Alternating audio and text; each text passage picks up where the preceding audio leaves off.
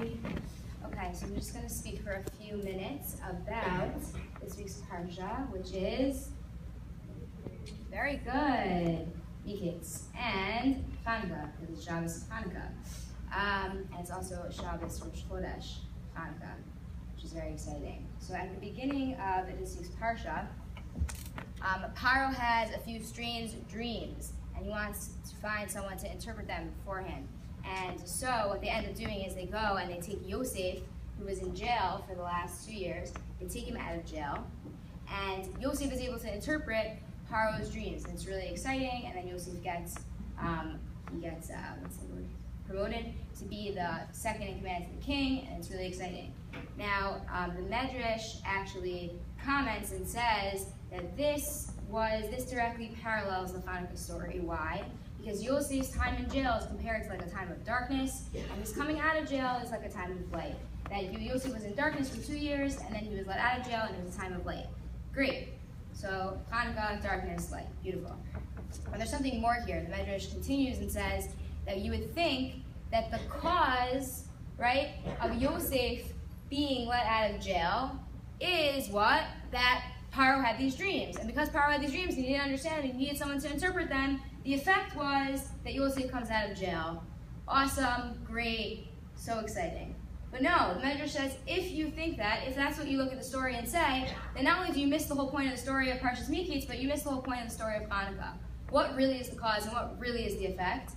The cause of Yosef coming out of jail is that Hashem wanted that Yosef should come out of jail at that time. Hashem decided that now, after those past 2 years, Yosef should now come out of jail. What was the effect of that? The effect of that was that Paro had the dreams that he had, and then no one could interpret them for him, and he didn't understand them, and so they asked Yosef.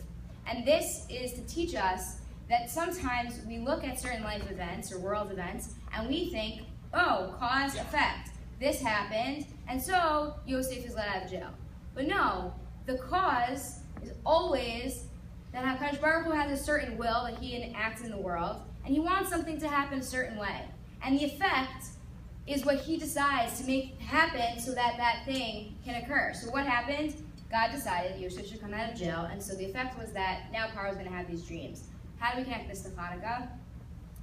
So the basic idea of Hanukkah, and I hope that you've already learned this or been able to think about this or been given some food for thought about this, besides for Sifganiot and Latkes, obviously, that God runs the world. And he runs the world sometimes in a very hidden way and sometimes in a much more obvious way.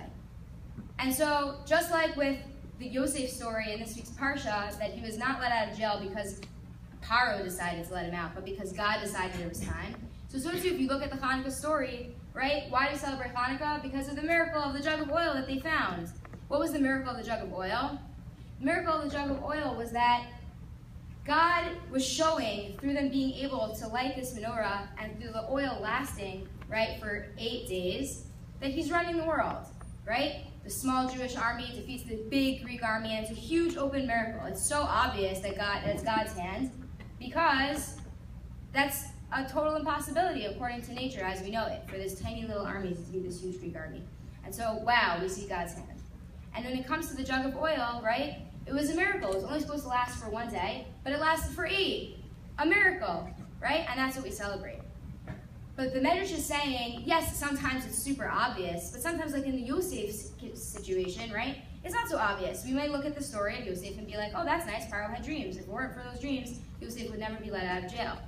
So one small thing about the Hanukkah story is if you look at the way that the jug of oil and that whole miracle happened, the truth is what, and if you're in my United Yoma class, you might have already learned this, that on the first day when they had that little jug of oil, that jug of oil was supposed to last for how many days? How many days? 1. 1. So if it lasted for 7 more days, how many days were the miracle? Sorry?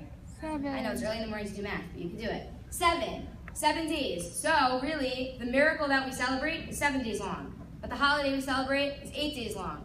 Why is the holiday a full 8 days? Because if you look at what we sing in Maos Tzur, we say, B'nai Bina, men of understanding, Yimei Shmona Kavu. They set aside 8 days, Shir Unanim, for song and for dance and for rejoicing. Why 8 days? Because they were Bnei Bina. They had special understanding. What did they understand? That the 7 days were a clear miracle. It's not possible for this small jug of oil to last for full 8 days. But the fact that the oil lights altogether, the fact that it lasted for even that first day, that's also a miracle. Because God runs the world. And the recognition that God's will is what we see in the world, whether it looks like nature or not, whether it looks like it was Paro's dreams causing Yosef to come out of jail or not, really it's all the hands of God. And so throughout Hanukkah, something that we can be thinking about is it's dark outside, it's the winter, right? It's not exactly a time of open nisim in the world. It's difficult to find God. But B'nai Bina, you have to have a special understanding to look more deeply at the things that go on around us and realize that the cause is not always the nature that we think it is, but really it's all Hashem's will. And hopefully if we look around and we try to look for it, we will see Hashem's hand in our lives more and more. Have a wonderful Shabbos.